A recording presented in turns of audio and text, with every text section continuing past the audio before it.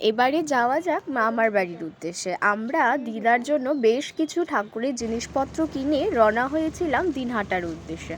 প্রায় 5:30 বেজে গিয়েছিল আমাদের বাসে উঠতে উঠতে। অ্যান্ড 5:30 বেজে তো ছিল, কিন্তু কোচবিহার থেকে যেহেতু আবার বাস চেঞ্জ করে দিনহাটার বাসে উঠতে হয়, তো খানিকটা সময় তো লেগেছিল। পৌঁছাতে প্রায় 7:30 কি 8টা বেজে গিয়েছিল।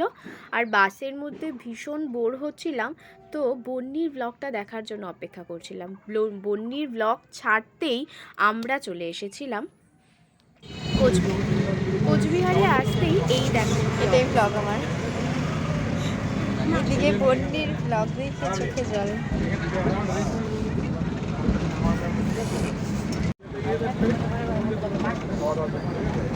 বন্নির ব্লগ শেষ হতে হতেই চোখে জল নিয়ে আমরা পৌঁছে গিয়েছিলাম মামার বাড়িতে। আর এই দিকে প্রায় সমস্ত কাজ শুরু হয়ে গেছিলো ওদের। এদিক থেকে মামিরা এসেছিল, দিদারা এসেছিল।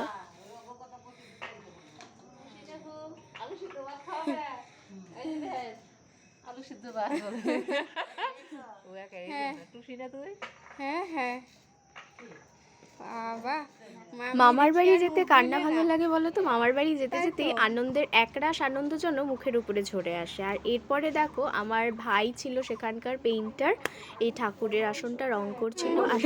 খাইতে পারবা নাকি না? তারপরে খাইতে না পারলে কিন্তু আর তোর কি বাসে? হ্যাঁ তাই তো ট্রেন কই পাবে এখন? ওদের একটা সময় ট্রেন আছে। বাসে আসি তো।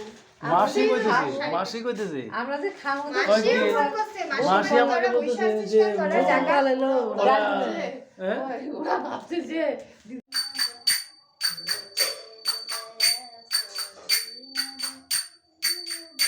মা, মামি, দিদা সবার সাথে গল্প করতে করতে কখন যে শেষ হয়ে গেল, রাত চলে আসলো। তবে হ্যাঁ, আজকের ব্লগটা এই পর্যন্তই। বাই।